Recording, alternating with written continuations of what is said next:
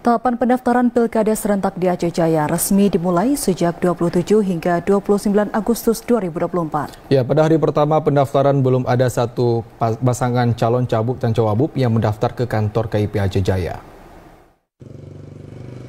Komisi Independen Pemilihan KIP Aceh Jaya resmi membuka pendaftaran bakal calon kepala daerah yang maju pada Pilkada mendatang. Untuk hari pertama dimulai pendaftaran belum ada satu pasangan kandidat yang hadir mendaftar ke kantor KIP setempat. Bahkan sejumlah kursi masih terlihat kosong dan hanya beberapa petugas dari KIP, Panwasli dan juga pihak kepolisian yang menjaga ketat proses pendaftaran.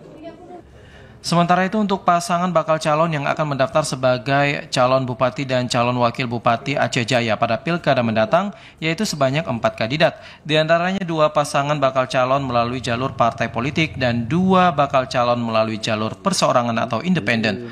Pendaftaran para bakal calon ke kantor KIP Aceh Jaya dimulai sejak 28 hingga 29 Agustus 2024. Meski demikian pihak KIP di hari pertama tetap menunggu hingga waktu jam kerja yang telah ditetapkan.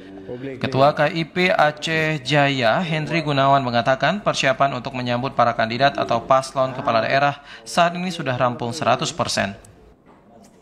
Sampai semalam kami menunggu surat pemberitahuan namun belum ada yang mengajukan untuk hari ini. Untuk besok ada 2 pasangan calon yang diperkirakan akan mendaftar ke KIP Kabupaten Aceh Jaya.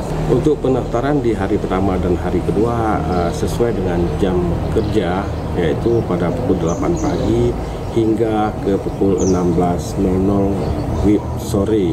Sedangkan di hari terakhir atau hari ketiga itu kami terima dari pukul 8 pagi hingga pukul 23.59 WIB.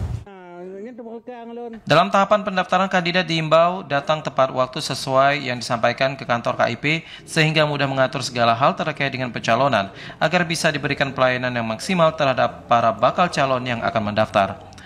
Dari Aceh Jaya, Musliadi, TVRI melaporkan. Hari pertama dibukanya pendaftaran